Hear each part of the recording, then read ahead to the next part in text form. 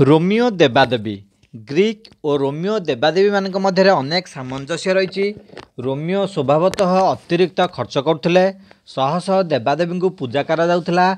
मुख्य देवादेवी मान पुरुष और नारीर जुगल रूप से पूजा कर व्यवस्था थिबा बेले से माने विवाहित होइथांतु बा अविवाहित होइथांतु। जेभली ग्रीसर मुख्य देवता हेले 12 जन ओलंपियान्स, से भली रोमान माने सेमान को ग्रहण करि नैतिले। एही 12 जन देवादेवी को नहीं एक स्वर्गीय परिषदर सभ्य भाव में एकत्रित करी पूजा करा जाउतला। प्रत्येक ग्रीक देवादेवी मानकर लाटिन नामकरण करा जाइतला। निम्नलिखित तालिका: Greek Aphrodite, Roman Venus. Greek Apollo, Roman Apollo.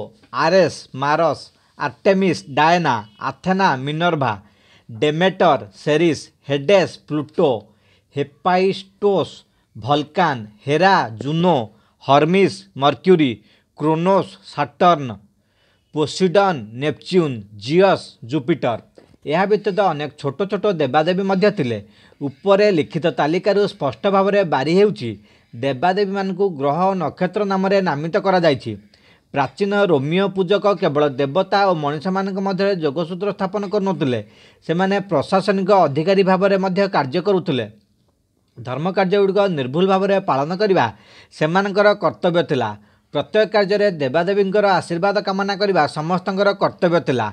Romeo पूजक मानकु पोंटिफिसेस कहा जाउतला।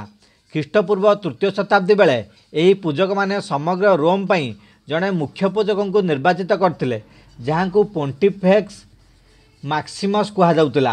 एही पूजक मानकर एक कॉलेज थिला, जेउठारे एमानकु विभिन्न धर्म कार्य परिचालना करिया पई प्रशिक्षण दिया जाउतला।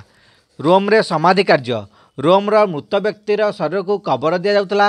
शरीर को जुईरे पोड़ी जाली देबार व्यवस्था मध्य थिला। समाधि देवा पूर्व शरीर को स्नान कराई नूतन वस्त्र पिंधा दिया जाउतला। जदि कौनसी विशिष्ट व्यक्ति होइताए तार मुंडरे मुकुट बंधा जाउतला। जीभ तले गोटे मुद्रा रखा एक परंपरा थिला, बा मुद्राटी को आखिपता उपरे रखा जाउतला। रोमियो विश्वास अनुसार स्वर्ग को जीवा रास्तार नौका चालक को तार प्राप्य देवाक पड़ी थाए। तापर मृत शरीर को शुआई दि जाए। समुदाय 8 दिन एभली अवस्था रखा पर शरीर को कबर देवाई नि जाए। कबर देवाई एक निर्दिष्ट संप्रदायर लोक थांती, जो माने तार उपयुक्त व्यवस्था करिथांती।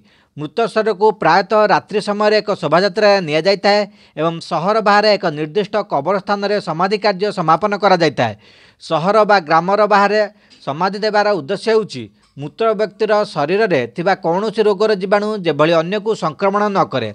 रोमियो चिकित्सा: ग्रीक मानक भली रोमियो मानकर विभिन्न रोगर उपशम पई चिकित्सा व्यवस्था करा जायतिला। मुख्यतः चिकित्सा पद्धति जादू मंत्र उपरे पर्यवेसित थिला। रोगर लक्षण निरीक्षण करने, खाद्य नियंत्रण और व्यायाम करने पर विशेष गुरुत्व दिया जाउतला।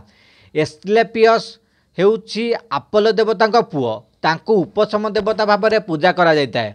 तांको झियो हाइजिया को स्वास्थ्यर देवी रूपे पूजा करा जाए।